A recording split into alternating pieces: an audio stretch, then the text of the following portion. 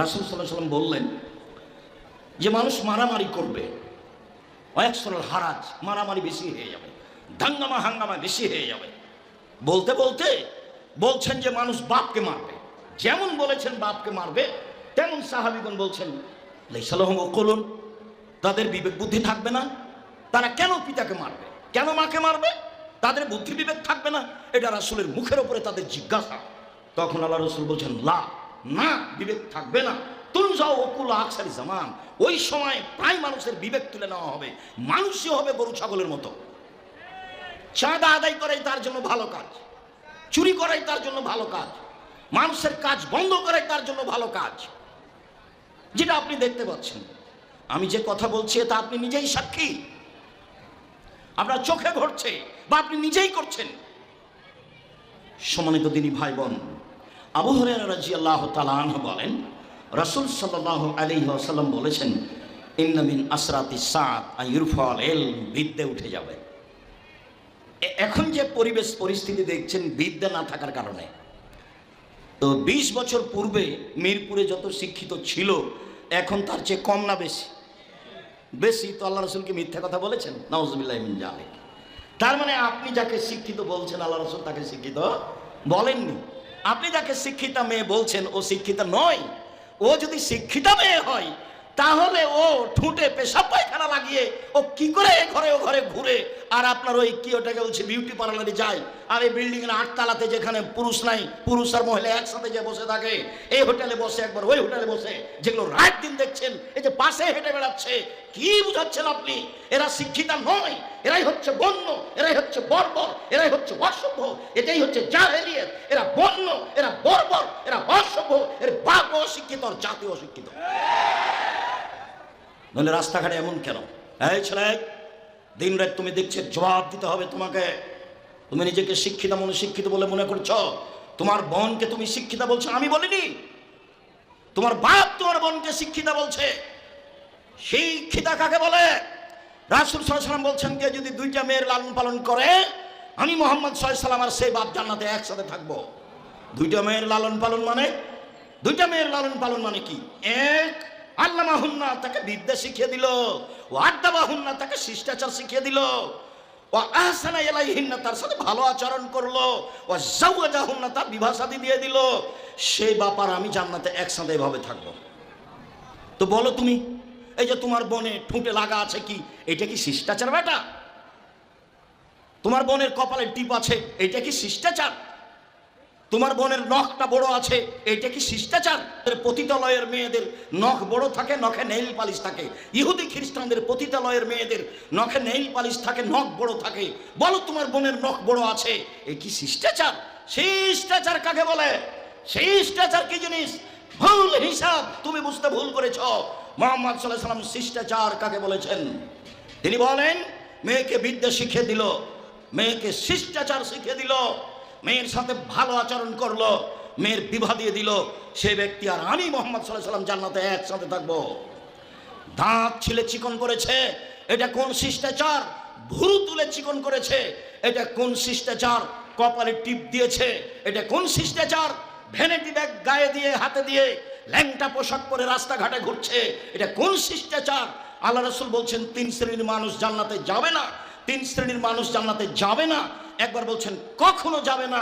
তার এক শ্রেণীর মানুষ হচ্ছে রাজলাতু মিনান নিসায়ে, পুরুষের বেশধারী নারী, যারা পুরুষের জুতা স্যান্ডেল পরে, যারা পুরুষের শার্ট প্যান্ট পরে, যারা পুরুষের পোশাক পরে, তারা জান্নাতে যাবে না। এটা কি শিষ্টাচার? তোমার বাপ কি বুঝাতে চায়? তোমার মা কি বুঝাতে চায়? তুমি কি বুঝাতে চাও? শুনুন, মুহাম্মদ সাল্লাল্লাহু আলাইহি ওয়াসাল্লাম বলছেন সেই বাপ আর আমি জান্নাতে একসাথে থাকবো এভাবে। কে সে? কে সে? যে মেয়েকে বিদ্যা শিখিয়ে দিল। তো তোমার বোন বিদ্যা শিখে ল্যাংটা হয়ে ঘুরে বেড়াচ্ছে, এটাই কি বিদ্যা? একই বিদ্যা বলে? ও তো নিজের কল্যাণ নিজেই জানে না। এই ছেলে, রাসূল সাল্লাল্লাহু আলাইহি ওয়াসাল্লাম বলছেন আল্লাহুম্মা ইন্নী আউযু বিকা মিন ইলমিন লা ইয়ানফা, আমি ওই বিদ্যা চাই না যে বিদ্যা উপকার করে না। তোমার কাছে বাঁচতে চাচ্ছি ওই বিদ্যা হতে যে বিদ্যা উপকার করে না। তোমার কাছে বাঁচতে চাচ্ছি সেই বিদ্যা হতে যে বিদ্যা উপকার করে না। আমিন কালবিন লা ইয়াখশা, ওই অন্তর তোমার কাছে চায় না যে অন্তর তোমাকে ভয় করে না। ওই অন্তর তোমার কাছে চায় না যে অন্তর তোমাকে ভয় করে না। আর নাফসিন লা তাসবা, ওই আত্মা চায় না যে আত্মা তৃপ্তি লাভ করে না, ওই আত্মা তোমার কাছে চায় না যে আত্মা তৃপ্তি লাভ করে না। আমি দাওয়াতুল্লাহ ইস্তাজাবুলাহা, ওই দোয়া করতে চায় না যে দোয়া কবুল হয় না, ওই দোয়া করতে চায় না যে দোয়া কবুল হয় না। বলো তোমার বোনের বিদ্যা তাকে উপকারিত করেছে কিনা? পশু প্রাণীর মতো ঘুরছে, বন্ধুর সাথে ঘুরছে, দুলাভাইয়ের সাথে ঘুরছে, বলো তার বিদ্যা তাকে উপকৃত করেছে? তাহলে সেটা বিদ্যা নয়। হয়তো তুমি ভুল বুঝেছ। তুমি যাকে বিদ্যা বলেছে সেটা নয়, তোমার পিতা যাকে বিদ্যা বলেছে সেটা বিদ্যা নয়। ছেলে মেয়ে মানুষ করতে হবে জাতির কল্যাণের জন্য। জাতিকে পাপী করে, জাতিকে জাহান্নামে ঠেলে দিয়ে মনে করবা তুমি আমি শিক্ষিত মানুষ, মনে করবে তোমার বোন আমি শিক্ষিতা মহিলা, ভুল হিসাব। ইন্নামা ইয়াতাযাক্কারু উলুল আলবাব। শিক্ষিত মানুষ উপদেশ গ্রহণ করে, দিন রাজ্য না করে, রাস্তাঘাটে ঘুরে আস্কারা মাস্কারা পরে, এইভাবে নখ বড় করে, ভ্যানিটি ব্যাগ ঘাড়ে দিয়ে, ল্যাংটা হয়ে চলে, পুরুষের পোশাক পরে চলে, নিজেকে শিক্ষিতা দেখাচ্ছে। রাসূল সাল্লাল্লাহু আলাইহি ওয়াসাল্লাম এটা বলেননি আমি মুসলিম মানে মেনে নিয়েছি, আমি মুসলিম চিররণবীর, মরণকে করি না ভয়। মরলে শহীদ, বাঁচলে গাজী, উভয়ই সমান। মরাও যতটুকু, বাঁচাও ততটুকু। মরলেও জান্নাত, বাঁচলেও জান্নাত, তার নাম মুসলিম। আমি মুসলিম চিররণবীর। ঠাকুরের গান গেয়ে মুসলিম থাকা যায় না, ঠাকুরের গান গেয়ে মুসলিম থাকা যায় না। 12টা 1টা পর্যন্ত তোমার বোন ল্যাংটা হয়ে বাজারে ঘুরে, তারপরে তোমার বোন শিক্ষিতা, সে একজন মুসলিম মহিলা। ভুল হিসাব, সে নিজেকেই চিনে না মুসলিম কাকে বলে, নিজেকেই চিনে না। ওকে হিন্দুর মেয়ে, ওকে ইহুদির মেয়ে, ওকে খ্রিস্টানের মেয়ে, ওকে আগুন পূজকের মেয়ে। ওকে তো জিজ্ঞাসা করলে বলবে তোমার বাপের নাম কি? তখন বলবে আমার বাপের নাম আহমাদ। তোমার নাম কি? আমার নাম আয়েশা। ছি ছি, তুমি আয়েশা বলবে কেন? এই মেয়ে, তুমি আয়েশা বলবে কেন? কাকে আয়েশা বলে? আয়েশাকে তুমি চিনো? আয়েশা কে? কে তুমি চিনো আয়েশাকে? আল্লাহর নবী বলছেন আয়েশা, এই যে জিবরাইল তোমাকে সালাম দিল। তখন আয়েশা বলছেন ওয়ালাইকা ওয়া আলাইহিস সালাম ওয়া রাহমাতুল্লাহি ওয়া বারাকাতুহু। জিবরাইলকে সালাম, জিবরাইলের উপরে শান্তি, নিরাপত্তা, বরকত অবতীর্ণ হোক। আপনি তো জিবরাইলকে দেখতে পান, আমরা তো দেখতে পাই না। আপনি তো জিবরাইলকে দেখতে পান, আমরা তো দেখতে পাই না। এক বিছানায় 3 জন, জিবরাইল, মুহাম্মদ সাল্লাল্লাহু আলাইহি ওয়াসাল্লাম, আয়েশা। এক খাটে 3 জন, জিবরাইল, মুহাম্মদ সাল্লাল্লাহু আলাইহি ওয়াসাল্লাম, আয়েশা। ইনি হলেন আয়েশা। নামটা কেন তোমার আয়েশা? 1 মিনিট।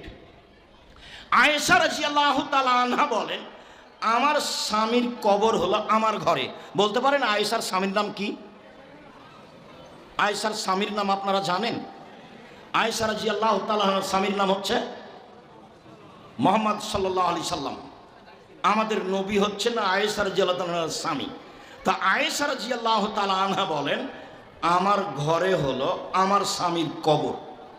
তো আমি অত পর্দা করি না, এটা আমার স্বামীর কবর, মাথায় কাপড় না দিয়ে একটু এলোমেলোভাবে যাই। কয়দিন পরে সেখানে হলো আমার আব্বার কবর। তখন আমি বলি এটা আমার স্বামীর কবর, এটা আমার আব্বার কবর। তখন আমি সতর্ক হয়ে যাই না, এমনিতে যাই। কয়দিন পরে সেখানে কবর হলো উমারের। তখন আমি মাথায় কাপড় দিয়ে ইস্তস্ত করে যাই। এখানে একজন বেগানা, অপরিচিত বেগানা পুরুষ আছে যার সামনে আমাকে পর্দা করতে হবে। আয়েশা কবরকে লজ্জা করে। বলো তোমার নাম কেন আয়েশা? এই মেয়ে, তোমার নাম কেন আয়েশা? আয়েশা কবরকে লজ্জা করে। আবার বলি আয়েশা রাদিয়াল্লাহু তাআলা আনহার ঘরে কার কবর হলো? মুহাম্মদ সাল্লাল্লাহু আলাইহি সাল্লাম। কয়দিন পরে সেখানে কার কবর হলো? আবু বকর সিদ্দিক রাদিয়াল্লাহু তাআলা। তখনও তিনি কবরকে লজ্জা করেন না, পর্দাও করেন না। কয়দিন পরে সেখানে কার কবর হলো? অর্ধ পৃথিবীর খলিফা, কুশাগর, বুদ্ধিজীবী, রাজনীতিবিদ ওমর, যার নামটা পৃথিবীর কোনো মানুষ নিলে ভয় পাইত আর শয়তান ইবলিস রাস্তা ছেড়ে দিত। আল্লাহ রাসূল বলছেন ওমর তোমার এত ঈমান, ওই যে শয়তান পালাচ্ছে, তোমাকে দেখে শয়তান পালাচ্ছে। অথচ ওমর ভিন্ন পদার্থের আর শয়তান ভিন্ন পদার্থের। শয়তানকে উনি একটা থাপ্পড় মারতে পারবেন এরকম ক্ষমতা ওমরের নেই।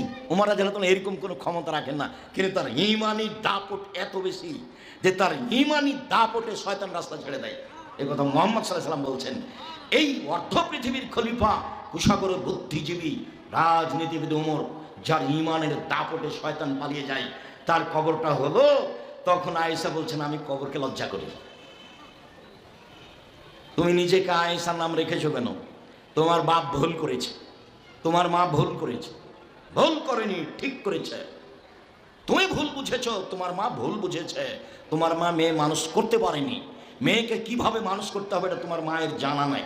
শুনুন সম্মানিত দিনী ভাই বোন, জিজ্ঞাসা করা হলো তোমার বোনকে, তোমার বোনের নাম কি? বলো আমার নাম খাদিজা। তখন তোমার বোন প্যান্ট পরে আছে, গায়ে পুরুষের পোশাক আছে, ঠোঁটটাতে কি যেন আপনার ওই বানরের মতো কি যেন লাগানো আছে,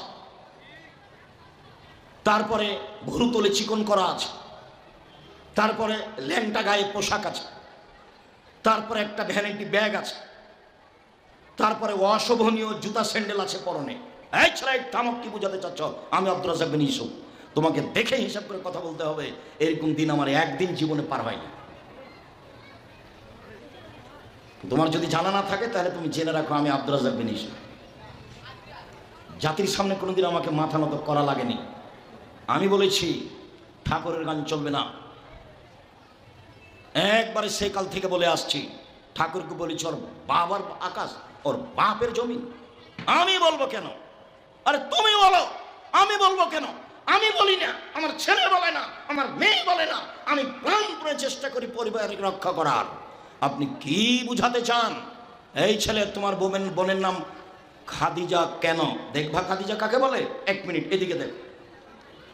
জিবরাইল আলাইহিস সালাম আমাদের নবীর কাছে আসলেন। জিবরাইল আমাদের নবীর কাছে এসে বলছেন ওই যে খাদিজা, ওই যে খাদিজা আসছে। শোনেন মুহাম্মদ সাল্লাল্লাহু আলাইহি সাল্লাম, ওই যে খাদিজা আসছে, তার হাতে একটা বাটি আছে, সেই বাটিতে খাদ্য আছে, তরকারি আছে। জিবরাইল বলছেন আমাদের নবীকে, জিবরাইল এই ছেলে প্রস্তুতি নাও, কথা যেন ছুটে না যায়। জিবরাইল বলছেন আমাদের নবীকে ওই যে খাদিজা, ওর হাতে একটা বাটি আছে, বাটিতে তরকারি আছে, খাদ্য আছে। আপনার কাছে যখন আসবে তখন মুহাম্মদ সাল্লাল্লাহু আলাইহি সাল্লাম আপনি বলবেন, খাদিজা আল্লাহ তোমাকে সালাম দিয়েছে। খাদিজা জিবরাইল তোমাকে সালাম দিয়েছে। খাদিজা তোমার জন্য জান্নাতে একটা ঘর তৈরি করা হয়েছে, হীরা মুক্তা মাণিক্য দিয়ে, যেখানে হইচই নেই, যেখানে কষ্ট ক্লেশ নেই। তোমার বোনের নামও খাদিজা। বলো এখন যে আমার বোন শিক্ষিতা। ওর জুতা স্যান্ডেল তুমি দেখেছো, ওর মুখের অবস্থা তুমি দেখেছো, ওর কপালের টিপটা তুমি দেখেছো। টিপ হচ্ছে হিন্দুদের প্রথা। হিন্দু মেয়েকে বিবাহ করার 10টি পদ্ধতি আছে, তার একটি পদ্ধতি নাম হলো রাক্ষসী বিবাহ। মেয়ের বাপ বিবাহ দিবে না, জোর করে ছেলে যদি টিপ দিতে পারে তাহলে বিবাহ হয়ে গেছে। তোমার বোনের কপালে টিপ আছে, ভরু তুলে চিকন করা আছে। আল্লাহ নবী বলছেন ওর উপরে অভিশাপ, ওর উপরে অভিশাপ, ওর উপরে অভিশাপ।